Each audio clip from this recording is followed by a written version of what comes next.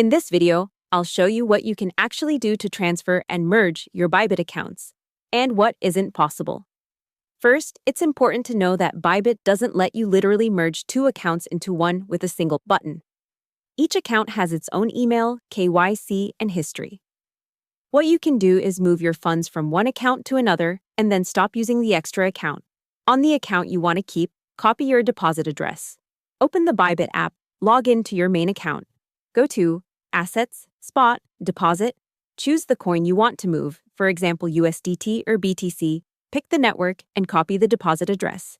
Now log out and sign in to the other Bybit account that you want to empty. Go to Assets, then Spot, then Withdraw. Choose the same coin and network.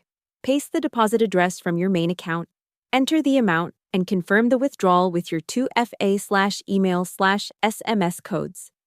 Repeat this for any other coins until the old account's balance is basically zero. Once all funds are moved, you can just stop using that extra account, or if you want, go to Account and Security on that login and deactivate/close it so you only have your main Bybit account active going forward. Hope the tutorial was helpful. Subscribe to my channel and see you in the next video.